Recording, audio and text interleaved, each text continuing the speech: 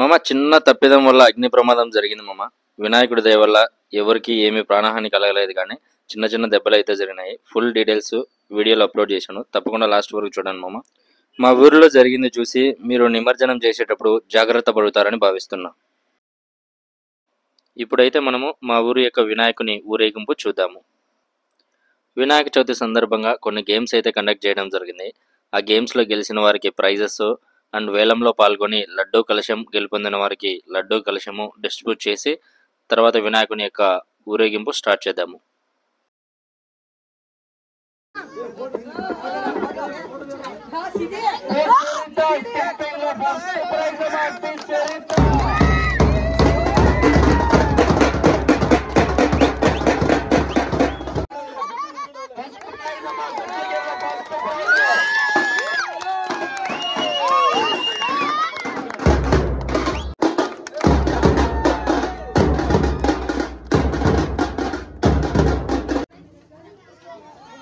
Chairs game లో first prize అమ్మా ముసల బెల్లం జ్యోతికి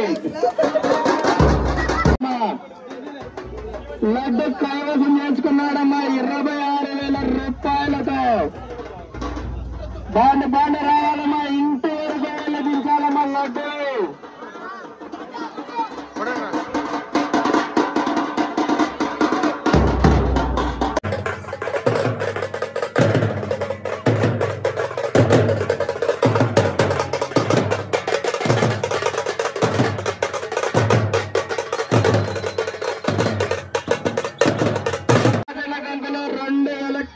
ఒక్క అరటిపండు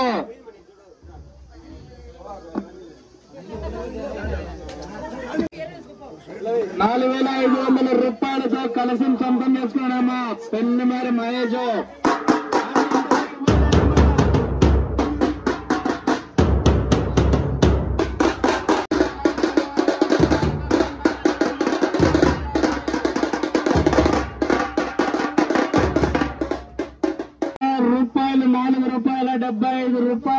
₹4.75 వడ్డీతో తీసుకున్నాడమ్మా. రేపు సంవత్సరం వినాయక చవితికి వారం రోజుల ముందుగా వడ్డీతో కలిపియాలమ్మా.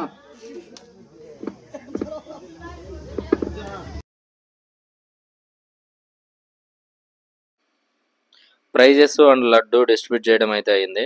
ఇప్పుడు వినాయకునికి హారతి ఇచ్చి ఊరేగింపు అయితే స్టార్ట్ చేద్దాము.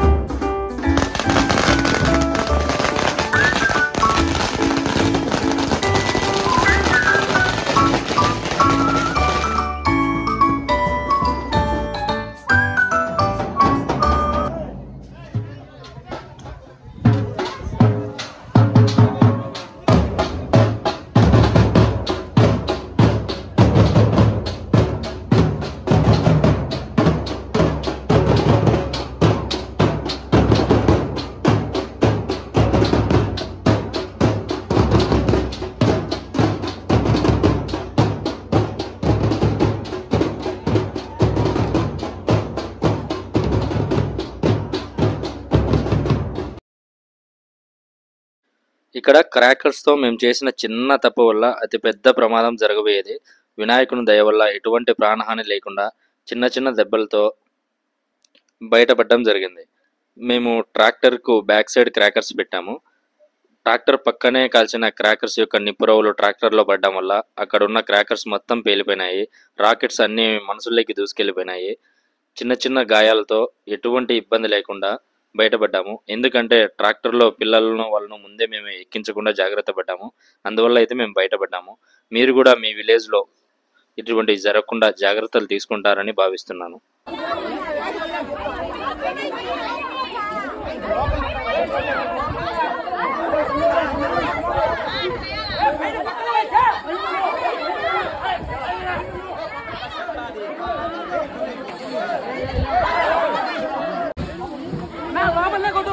లోపలనే